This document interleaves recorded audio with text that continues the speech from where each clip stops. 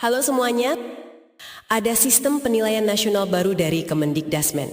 Namanya Tes Kemampuan Akademik atau TKA. Nah, kita bakal bedah bareng-bareng nih sumbernya dari ringkasan materi sosialisasi, sama ada mind map juga soal TKA ini. Oke, langsung aja yuk kita selam. Jadi, TKA ini bisa dibilang kayak versi update ya dari sistem evaluasi kita dulu-dulu. Anda mungkin ingat kan ada ujian negara, terus ganti jadi EBTA, EBTNAS, sampai yang paling kita kenal lama itu ujian nasional atau UN. Nah, TKA ini lanjutannya, tapi ada satu hal nih yang beda banget, dan ini penting banget. Jadi gini, TKA itu dirancang bukan buat nentuin siswa lulus atau enggak. Ini lompatan besar loh dibanding UN dulu yang sering jadi, ya gitu deh penentu nasib kelulusan. Betul sekali. Ini pergeseran paradigma yang fundamental bisa dibilang.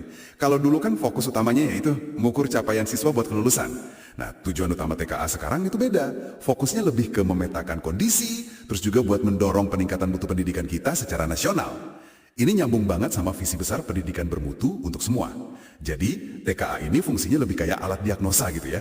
Buat lihat bagian mana sih dari sistem pendidikan kita yang perlu dibenahi. Udah bukan lagi stempel lulus atau nggak lulus buat siswa. Jadinya perbaikan bisa lebih fokus dan pakai data.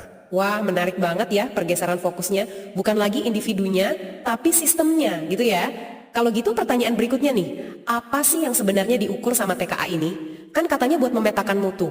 Apa masih sama kayak UN dulu yang kayaknya nempel banget sama materi kurikulum di sekolah? Nah, ini juga salah satu bedanya.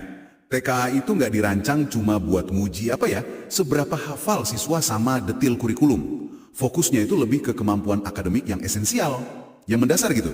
Maksudnya itu fondasi kemampuan berpikir, kayak kemampuan nalar, terus literasi membaca, sama numerasi.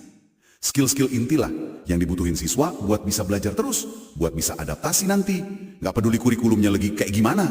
Jadi intinya bukan soal hafalan fakta, tapi lebih ke gimana siswa ngolah informasi dan berpikir kritis, gitu sih. Oh, oke. Jadi lebih ke kemampuan dasar yang universal ya, bisa dibilang, yang kepake terus gitu ya. Kalau gitu, biar TKA ini efektif nih sebagai alat pemetaan mutu sistem, pasti banyak pihak dong yang terlibat. Nggak mungkin cuma Kemendikdasmen aja kan? Iya, betul banget. Pelaksanaan TKA ini kayak orkestra besar lah, butuh kerjasama banyak pihak, semacam ekosistem gitu. Tentu, Kemendikdasmen itu punya peran sentral ya. Mereka yang nyiapin sistem gedenya, infrastruktur TKA, terus koordinasi nasional, terus di lapangan nih, satuan pendidikan, ya sekolah Anda itu, perannya penting banget. Mulai dari sosialisasi ke siswa, ke orang tua, terus nyiapin fasilitasnya biar memadai, sampai nunjuk proktor itu pengawas ujiannya, sama teknisi yang bantu teknisnya, biar tesnya lancar di lokasi. Oke, jadi ada kementerian di pusat, terus sekolah sebagai ujung tombaknya. Ada lagi nggak selain mereka? Ada juga Kementerian Agama. Mereka bantu dukung sarana-prasarana, khususnya buat sekolah-sekolah yang di bawah naungan mereka. Dan, nah ini yang gak kalah penting, peran masyarakat, termasuk Anda semua nih. Misalnya nih, bantu sebarin info yang benar soal TKA. Lurusin kalau ada yang salah paham. Semoga obrolan tadi bisa kasih gambaran yang lebih jelas ya soal arah baru evaluasi pendidikan di Indonesia dan peran Anda semua di dalam